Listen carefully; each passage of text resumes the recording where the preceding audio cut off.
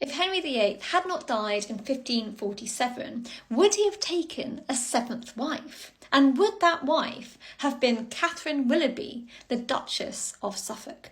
As we all know, of course, Henry was already married. He was married to his sixth queen, Katherine Parr, and they had been married since 1543. And yet, despite this fact, in 1546, so a year before he died, there were lots of rumours circulating around the Tudor court and amongst the aristocracy, saying that he had his eye on another woman. That woman was Katherine Willoughby, and we'll come back to her in a moment.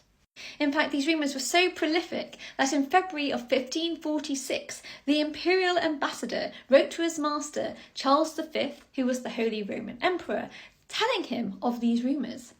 So this is the quote. He goes, "Sire, I am confused and apprehensive to inform your majesty that there are rumours here of a new queen, although I do not know why or how true it may be. Some people attribute it to the sterility of the present queen," so that's Katherine Parr, "whilst others say that there will be no change whilst the present war with France lasts.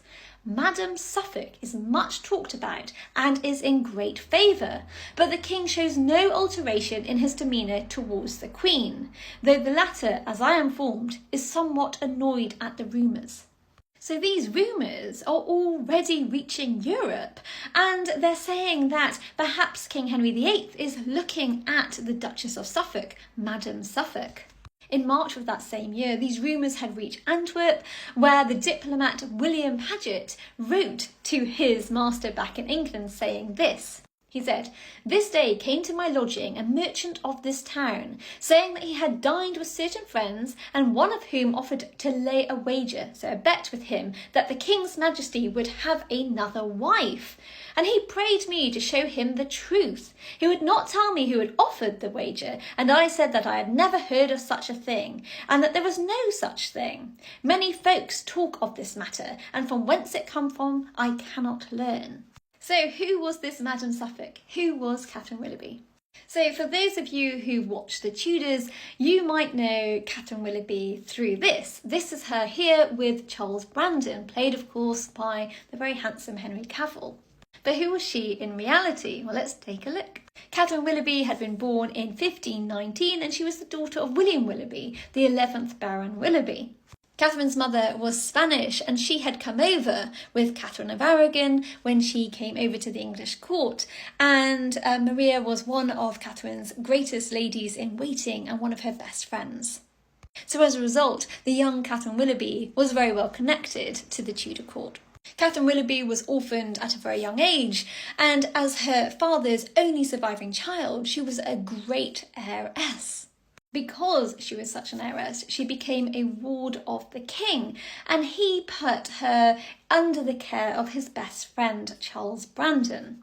Charles Brandon, at this point in time, was married to Henry's younger sister, Mary Tudor, but she died only a few years later, and this is when Charles Brandon's eyes began to wander.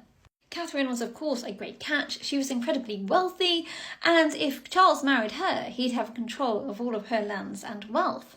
And so only 2 months later, after the death of his previous wife, Mary Tudor, Charles marries Catherine. He marries her, she is only 14 years old and he is 49. And that's why I find this portrayal completely inaccurate, because they're so similar in age, but in reality it was a different story altogether. And yet, despite this very massive age gap between them, it is said that the marriage was successful. They had 2 children together, 2 boys. Through this marriage, of course, the now Duchess of Suffolk became even closer to the crown, and she became very much involved with much of the court politics during this time.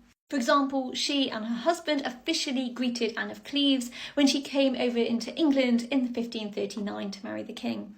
When her husband died in 1545, the Duchess was only in her 20s.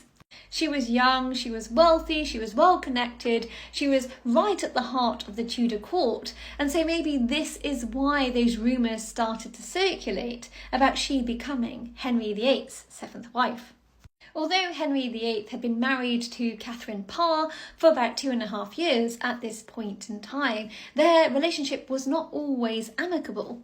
Henry may have unreasonably expected her to give him a second son, but by this point in time, all hope of that was now lost. So was he looking towards a younger model to try one last time before he died?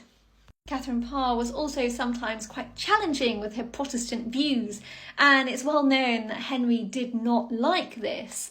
But still, was he really looking for a seventh wife? Ultimately, of course, we will never know the answer to this, but given his past track record, had he lived longer, he may well have chosen a seventh wife, particularly if he got bored of Catherine Parr.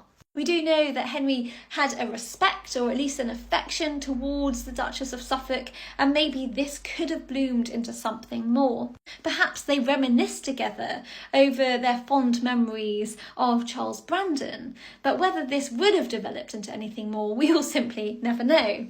And of course, when Henry VIII died the next year in 1547, that was the end of that.